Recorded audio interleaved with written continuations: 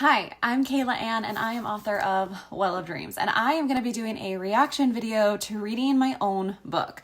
To be completely honest, I'm not sure what this is going to be looking like. I'm going to be reading parts of it, and I'm going to be sharing both my perspectives as a reader who hasn't read through my first book in quite some time, and also as an author, as I'm sharing a little bit of my insight as what was happening when I was, writing these different pieces. So I hope that you enjoy it with me. Let's do it. Prologue. The Norn, for Thondi's point of view.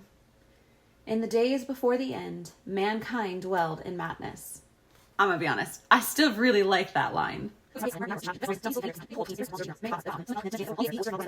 The golden blood of the gods and the black ichor of demons covered the earth. Then Sutur, the giant of fire and darkness, burned the world to ash. This was Ragnarok, the beginning of the end. I will say, I've considered going back and writing a very short story novella type of thing where I actually do this battle justice. But it would be very depressing because just everybody loses, right? In the end, everybody loses. All was silent, yet Yggdrasil, the tree of life, endured. For those of you who are interested in Norse mythology, there's actually two different ideas of what happens after Ragnarok. In the original Norse myth, Ragnarok is very much the end of the world. There is nothing post Ragnarok. But when Christianity kind of started making its way across the nations, and it started to influence Norse mythology and how myths were shared and retold, that's where there became this rebirth option after Ragnarok, where the world started over with two people, Ask and Embla, which is very, in my head, resonant of the idea of Adam and Eve in the garden. So I definitely went with that secondary view of there is rebirth after Ragnarok. But when extinction threatened once again, the Norn imbued within humanity a bit of their own Galdr, the power of the gods. There's a line in here that I love, and I think so many of my readers just read right over it. But this line here of, "For what are gods without mankind to worship them?" is going to be so important in book 4. That's all I'm going to say. Okay. Verdandi shut the book, not minding the puff of dust it exhaled into her face, then looked into the faces of her sleepers.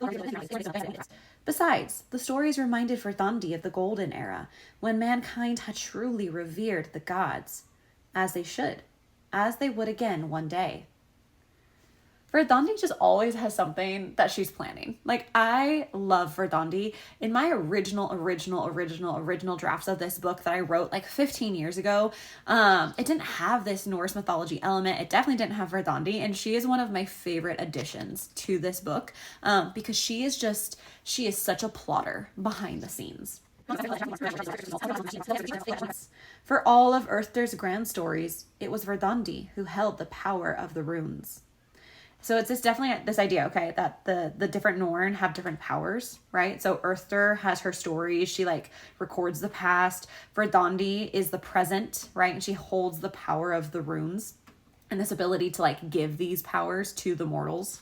And now, she announced, the wondrous Verdandi will perform her famous balancing act.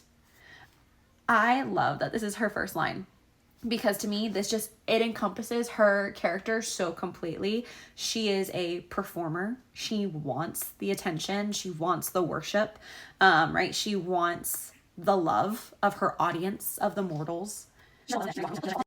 A deep voice echoed from within the well.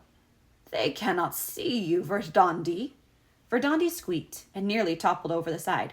Earthder, I didn't see you coming. Okay. This is so punny, and no one but me is going to get it, except now you guys. I think this is hilarious, right? She didn't see her coming because Verdandi is the goddess of the present, basically, right? She can't look in the past or in the future, so she didn't see her coming.